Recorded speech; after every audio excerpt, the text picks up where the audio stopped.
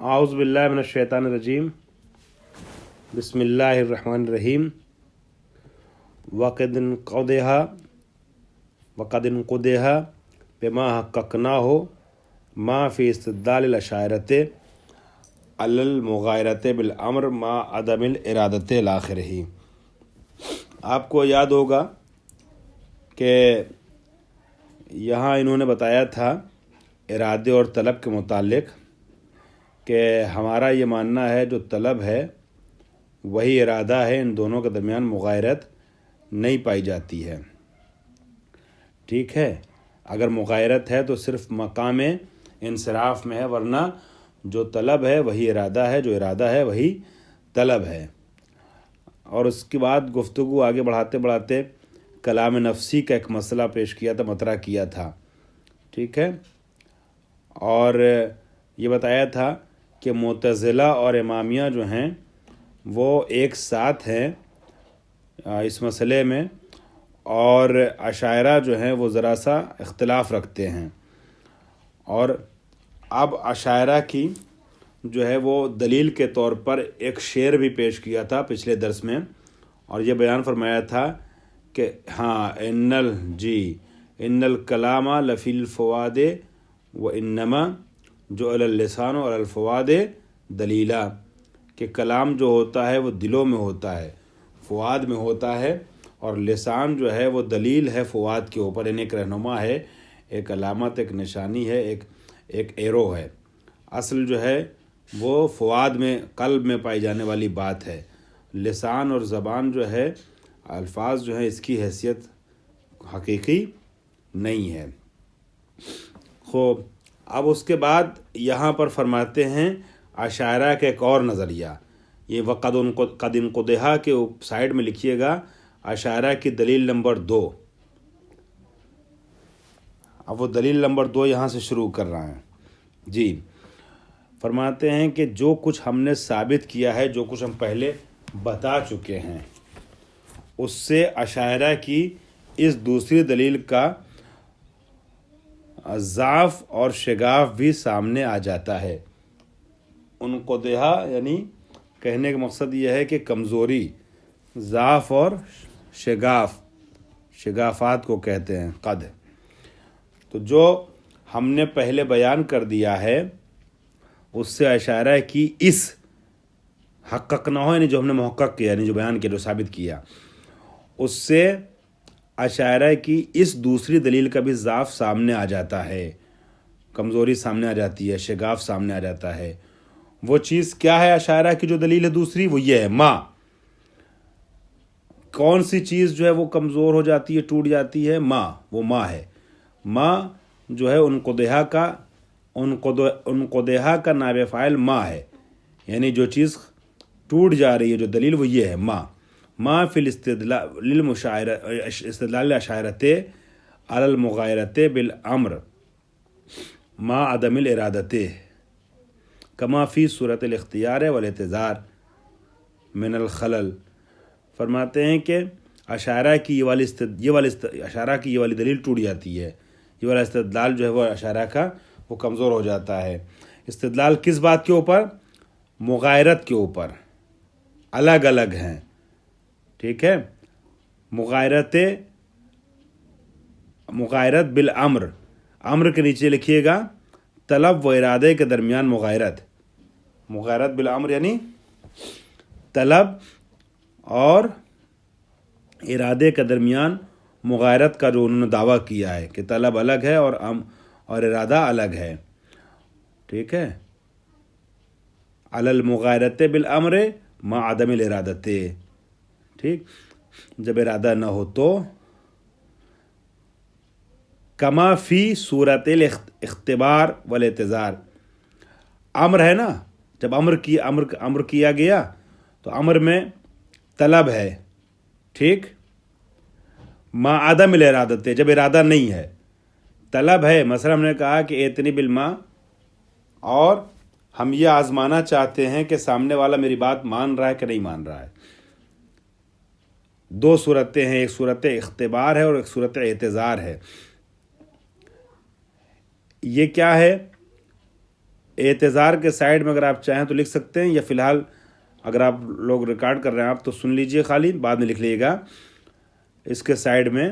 اور عوامر اعتذاری میں، عوامر اعتذاری کیا ہے؟ عوامر اعتذاری، دیکھیے عوامر اختباری کو سمجھنا تو آسان ہے، یہاں اختبار اور اعتذار دو نام لیا ہے، یہ دونوں ملتے جلتے ہیں۔ عوامر اعتذاری میں کیا ہوتا ہے؟ جس میں مولا امر کرتا ہے اتمام حجت کے لیے، تاکہ عبد مجازات اور سزا کے وقت عذر نہ لا سکے، عذر نہ لا سکے۔ یعنی عامر امر کرتا، جانتا ہے کہ اس کام کو یہ انجام نہیں دے گا، پھر بھی امر کرتا ہے اتمام حجت کے لیے تاکہ عذر نہ لا سکے وہ، ٹھیک ہے۔ یا کبھی ایسا ہوتا ہے کہ سامنے والے کو آزمانے کے لیے سوال کرتا ہے، کہتا ہے اس کام کو انجام دو، تو جب اختبار کے لیے سوال، اختبار نہیں آزمائش، سمجھنے کے لیے، اختبار خبر سے بنا، اختبار یعنی آزمائش، تو جب آزمائش کے لیے سوال کرتا ہے، امتحاناً سوال کرتا ہے، یا اعتذار کے لیے، اعتذار واضح ہو گیا، یعنی سوال اس لیے کیا جا رہا ہے تاکہ بندے پر، مخاطب پر اتمام حجت کی جا سکے، اور اگر تم نے نہیں انجام دیا اس کام کو تو تم عذر رکھنے کا حق نہیں رکھتے، کیونکہ یہ نہیں کہہ سکتے ہم کو پتہ نہیں تھا، چونکہ بتایا تو جا چکا، تم سے کہا تو جا چکا تھا، تم نے انجام نہیں دیا، ٹھیک ہے۔ تو جب ایسی صورت من الخلل یعنی جب اس کام کو اس نے انجام نہ دیا ہو، خلل واقع کیا ہو، خلل واقع کیا ہو یعنی جس کا امر کیا گیا ہے مولانا، جس کا امر کیا گیا اس کام کو انجام نہیں دیا، تو جب امر کیا گیا ہے اس کے اندر اس نے خلل واقع کر دیا، اس کو انجام نہیں دیا، تو اب عذر نہیں لا سکتا۔ کیوں نہیں عذر لا سکتا ہے؟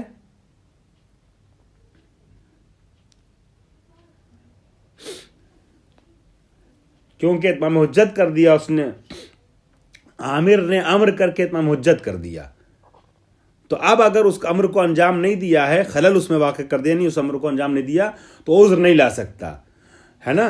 تو وہ امر کہ جس میں ہمارا ارادہ نہ ہو کہ آپ انجام دیں اس کام کو، صرف آزمانا چاہ رہے ہوں یا اتمام حجت کرنا چاہ رہے ہوں، تو یہ دو طرح کے جو امر ہیں، ایک اس میں سے پہلا والا امر اختباری ہے، دوسرا والا امر اعتذاری ہے۔ تو امر اعتذاری اور امر اعتباری وغیرہ میں کیا ہوتا ہے مولانا کہ طلب تو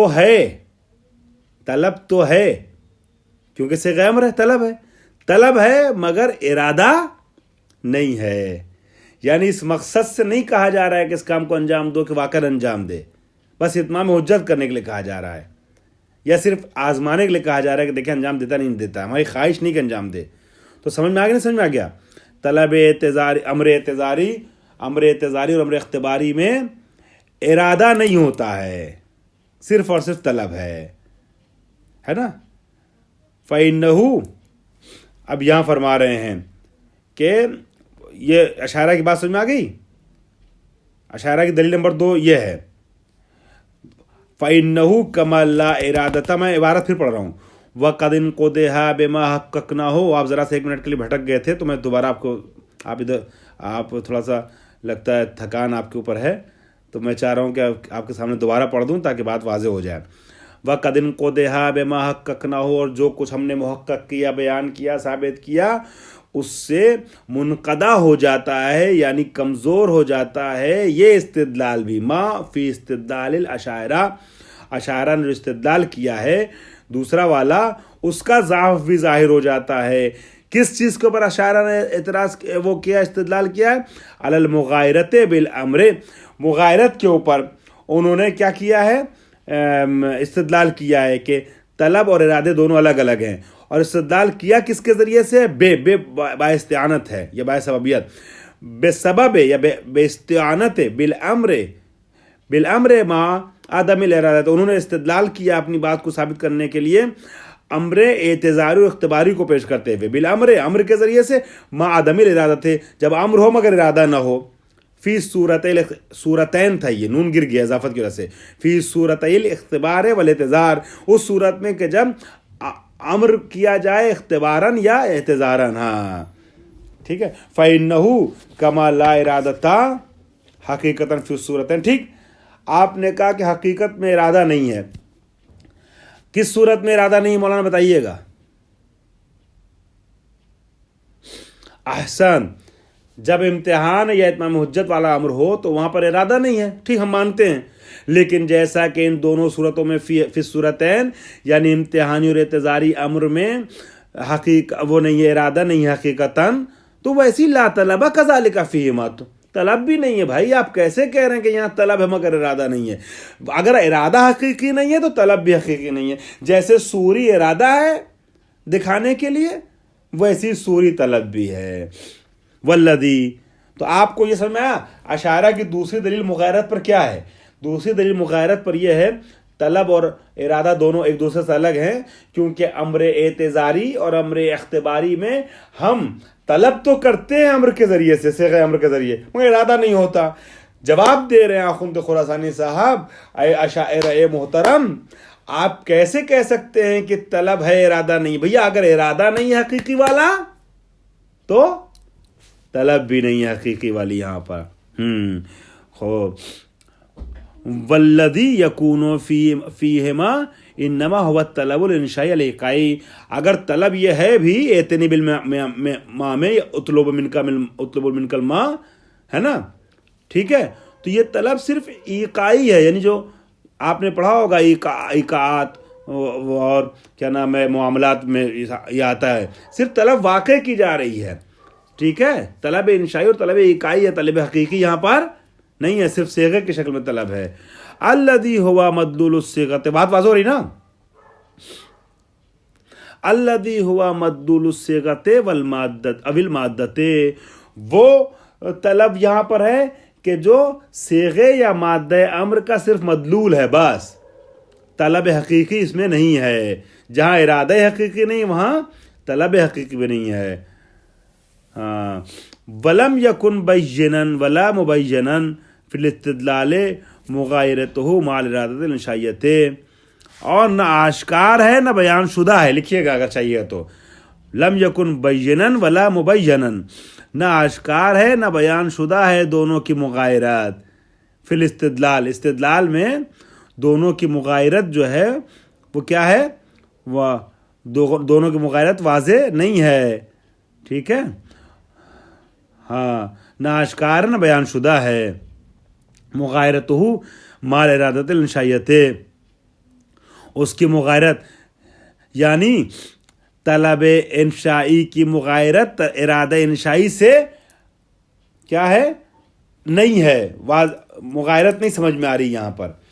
देखिए अगर मुगायरत समझ में आ रही है तो तलब हकीकी की इरादा हकीकी की तलब इंशाई से समझ में आ रही है मुगायरत आपके इस्तिदलाल में, मगर हम उसको हम ये कह रहे हैं कि ऐसी जगह पर अगर तलब इंशाई है तो इरादा भी इरादा इंशाई है, तलब इंशाई और इरादा इंशाई की मुगायरत यहाँ पर नहीं पाई जा रही है। जब हमने कहा इम्तिहानन या इख्तिबारन या एतज़ारन कोई अमर किया ना, तो उस अमर में जिस तरीके से इरादा ज़ाहिरी है वैसे ही जो है, हाँ, इरादा भी इंशाई है और तलब भी इंशाई है। तो तलब इंशाई इरादा इंशाई की मुगायरत यहाँ समझ में नहीं आ रही है। जहाँ तलब हकीकी है वहाँ इरादा हकीकी है, जहाँ तलब इंशाई है वहाँ इरादा इंशाई है। गोया तलब हकीकी व इरादा हकीकी एक ही हैं और तलब इंशाई और इरादा इंशाई एक ही हैं। इसको लिख लीजिएगा, गोया, लिखिए, गोया तलब हकीकी